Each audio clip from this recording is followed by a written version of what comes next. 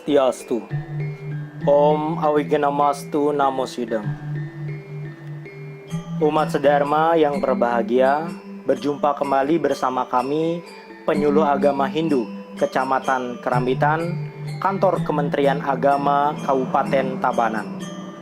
Pada hari yang berbahagia ini, kami kembali menyampaikan butiran-butiran ajaran Dharma yang pada kali ini membahas tentang meneguhkan serada melalui pengendalian pikiran. Sebagai pengantar akan kami bacakan teks dalam Bhagavad Gita bab 2 Sloka 56.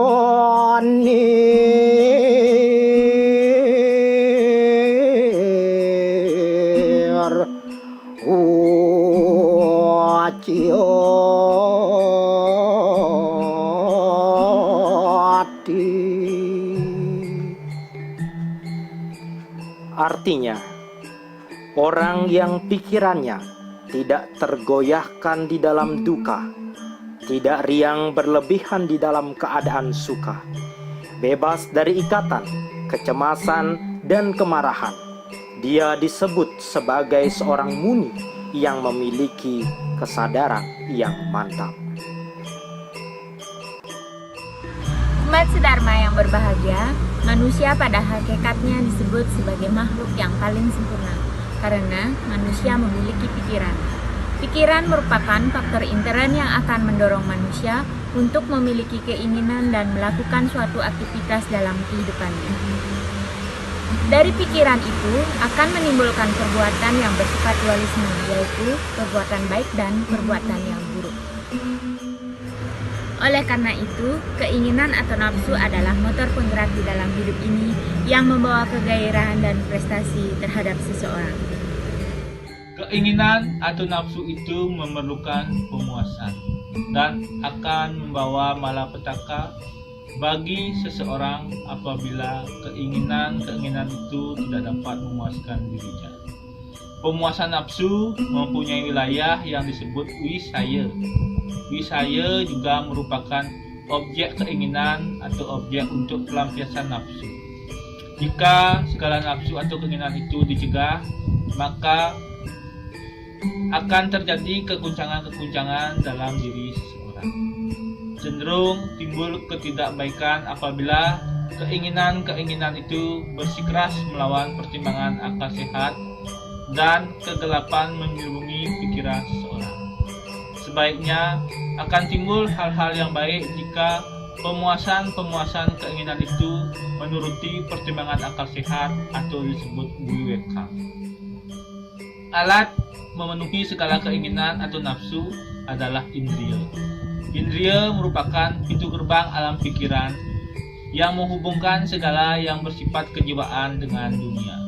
Persentuhan indria dengan dunia menimbulkan berbagai interaksi yang kemudian menjadi aspek-aspek kehidupan manusia. Pikiran merupakan sumber indria. Ialah yang menggerakkan perbuatan yang baik dan buruk. Pikiran seringkali mempengaruhi tingkat keimanan seseorang. Karena pikiran dapat terkontaminasi oleh segala bentuk kesenangan dan kesedihan yang dapat menenggelamkan kehidupan seseorang dalam keduniawian. Menurut Swami Vivekananda, mengendalikan pikiran itu sangat sulit, ibarat memasukkan kera ke dalam karung. Bagaimana gejolak dan ributnya kera-kera itu di dalam karung? Demikian digambarkan pikiran yang hendak dikendalikan itu. Karena pikiran itu harus dilatih, dikendalikan, diarahkan ke hal-hal yang bersifat baik dan suci. Orang yang berhasil mengendalikan pikirannya akan dapat merasakan kebahagiaan baik sekarang maupun nanti. Perbuatan yang nampaknya baik, kata-kata yang halus, tidak ada gunanya apabila di dalam hatinya jahat. Lebih buruk orang yang jahat hatinya daripada orang yang kasar-kasar katanya. Karena itulah manusia harus memiliki manacika parisuddha, yaitu pikiran yang baik dan suci. Dalam ajaran yoga, alam pikiran disebut dengan citta, yang merupakan hasil pertama dari prakriti. Dalam yoga ada 5 macam keadaan pikiran yang ditentukan oleh intensitas satwam, rajas, dan tamas. Antara lain, yang pertama ada sikta, yang artinya tidak diam-diam. Yang kedua ada muda, yang berarti lamban atau malas. Yang ketiga ada wiksita, yang artinya bingung atau kacau. Yang keempat ada ekagra, yang berarti terpusat. Dan yang terakhir ada niruddha, yang berarti terkendali. Dalam Yoga Sutra Patanjali disebutkan Yoga Citta Vritti Nirodha, yang artinya yoga adalah pengendalian gelombang-gelombang pikiran. Ajaran yoga menuntun seseorang tahap demi tahap untuk mengendalikan pikiran dan dirinya, sehingga dapat mencapai ketenangan guna sampai pada Tuhan. Cara dalam mengendalikan diri dalam ajaran yoga disebut dengan Astanga Yoga, yang terdiri dari pertama, yama artinya pengendalian diri yang harus dilakukan setiap orang dalam usaha untuk meningkatkan kualitas hidup. Yang kedua, niyama artinya pengendalian diri dalam aspek mental. Yang ketiga, asanas artinya mengatur sikap, duduk, dan disiplin untuk menenangkan pikiran. Yang keempat, prana artinya pengendalian nafas. Yang kelima, pratyahara yaitu mengontrol dan mengendalikan semua indera sehingga dapat melihat sinar-sinar suci. Yang keenam, yaitu dharma artinya mengikat pikiran pada suatu objek agar ia dapat menetap dan tidak goyang. Yang ketujuh adalah dhyana artinya pikiran yang terlatih dan tetap terpusat pada suatu objek di dalam atau di luar dan kemudian mengalir arus kekuatan yang tak terpecah-pecah. Yang kedelapan yaitu samadhi, yang berarti luluhnya pikiran dengan atma. Sebagai makhluk berpikir sesuai dengan eksistensinya, manusia harus mampu mengendalikan pikirannya itu. sesuai dengan kemampuan yang ada pada dirinya atau mental power, sehingga apa yang diucapkan dalam kata-kata dan apa pula yang diwujudkannya dalam perbuatannya selalu baik dan suci, serta dapat mencerminkan sebagai makhluk yang mulia dan utama. Kesucian pikiran tidak akan terusik di tengah-tengah kesedihan dan terbebas dari hasrat keinginan di tengah-tengah kesenangan.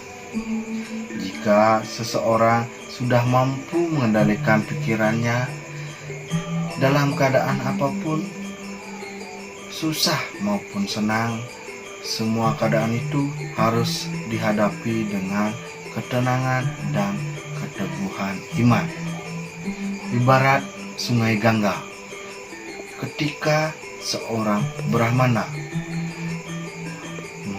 menaburkan bunga ke dalam air, itu akan tetap mengalir dengan tenang. Begitu pula ketika seekor sapi membuang kotorannya ke dalamnya, ia juga tetap mengalir dengan tenang.